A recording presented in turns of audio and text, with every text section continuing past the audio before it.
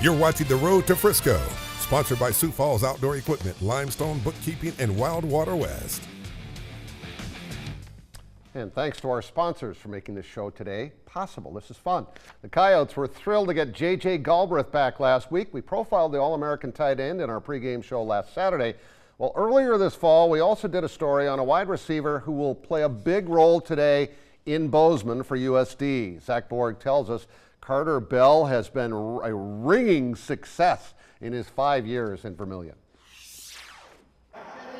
Carter Bell's Coyote teammates might have one nickname for their sixth-year senior wideout. Oh, you grandpa on this team? Oh yeah, I think I'm the oldest one except for the new transfer tight end Hayden. He's like a couple months older than me, so. If not for the joke usually being on them. You know, he's a funny guy. He just has stupid jokes and stuff like that. It's just like little one-liners or just like sarcasm. He's just trying to be annoying sometimes, which just makes it funny, and he pushes guys and edges guys. It doesn't take those who line up against Bell long to figure out that they'd better take him seriously.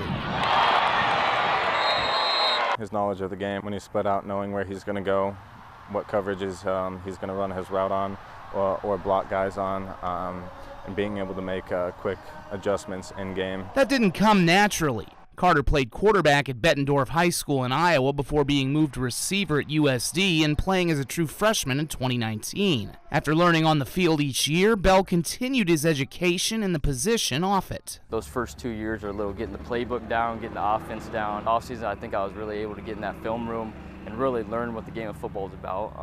Watch those past defenses that we had and just know what's going on the field, and that allows me to be a better and faster player out there.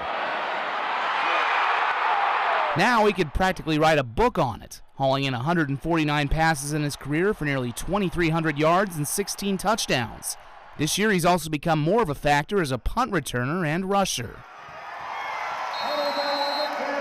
He's so darn smart. He was an all-state quarterback in high school, and being a quarterback throwing to an old quarterback who basically knows where you're supposed to be on the field in zones and stuff like that, it's a blessing. Yet perhaps the most important lesson that Carter has learned, especially as the older guys now, we want to leave this place better than we found it. I think that's our goal, and whether that be winning games or just as people and making others better themselves. Is in the legacy he'd like to leave.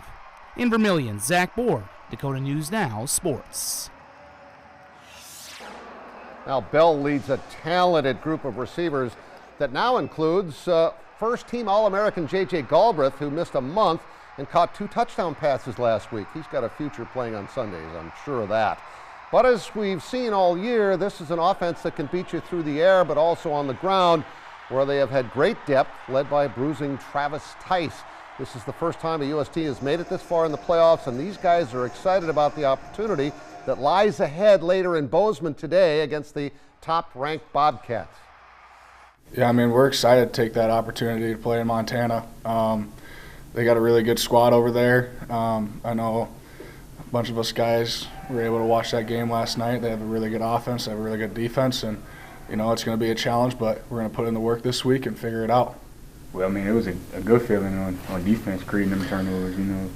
It was just like, I don't know, it just creates so much excitement, momentum. That's the biggest thing. Momentum, when you create a turnover, it gives us more momentum, and we were able to do that multiple times throughout the game. So a lot of young guys have stepped up huge this year, but I don't think I've ever been a part of a team that has this much grit and determination when adversity hits. The last 4 weeks now, we've been in tight games, and come the end of the game, it's when we lock in and we step up. Obviously today we were subpar on offense, but at the end of the game we stepped up and hit those 2 touchdowns at the end to put the game away. So I think our grit is really what's the difference this year for us. And the mustache, he's been working on that in the postseason. The Coyotes had a sour taste in their mouths from the way the season ended last year in the quarterfinals in that home loss to North Dakota State. And this year's team is clearly built off of last year's successful season, and yet they wanted more.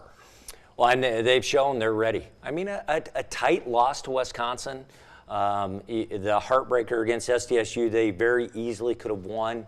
And then the big victories, the big victory at NDSU, and then the dominating performance against Cal Davis. Yeah, people forget that game at Brookings, They had a chance with a game-winning field goal, missed it, and the game went to overtime, and they lost in overtime. Well, and they were controlling that game. It looked like they were going to take it down, score, and I go back to the one play. They tried that reverse pass. You just got to stay away from those. But I think they would love another shot at that too, but they've got a mountain to climb here first today. All right, this year's team has been fun to watch. They really have. We start with the strength of the offense, and that is ball control. And Curtis, the thing is, they've got several good running backs led by Tice.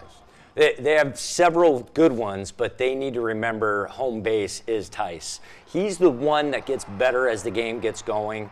Fourth quarter, he and the offensive line will dominate if they continue to give him the ball. And they got 2,000-yard rushers. This guy is too. Yeah, and they have playmakers. They have guys that can do different things. Sometimes you have too many toys in the toy box, though, and you got to remember what's the best one, the most dependable one. Speed. Speed's fun. And big plays are great, but you know, chunk plays and keeping the other team's offense off the field is a good thing at times too. And how about JJ? They got him back last week just in time. This guy can score from anywhere in the field. He's not your bruising tight end. He's a big wide receiver too. Well, and you saw the security blanket. You saw Bauman looking for him, knowing he could go to him and having confidence that he always has him to check down to or find to get him the ball. And boy, they've been coming up with big plays on defense. The playmaking ability is where they've really improved. D-line's been great, but the ball hawking of the defensive backfield, the confidence, the last 3-4 games, you've really seen grown. 6 picks during the regular season, 8 picks in the last 6 quarters for this defense, and they can also, here's speed again. I think I remember a Stefan Logan guy. Yeah. They're related, and look at that. I mean, they're a team that can score from anywhere in the field, and they've got Bob Nielsen, who has done just a remarkable job of getting this thing to where it's at now. Well, and people forget, Coach Nielsen has won national titles before. At Duluth. I mean, he's been in this type of situation, so he knows what it takes, and he's done a tremendous job. He had the one hiccup to where people thought, is he going to be back? And David Herbster knew he was the guy. We're going to keep him, extend him, and look what he's doing now. Yeah, the 2 best seasons in FCS history for USD. All right, we're going to go live with Zach in Fargo and also hear from a Bison standout who's from Pierre, and he's embraced his role as the senior leader for North Dakota State.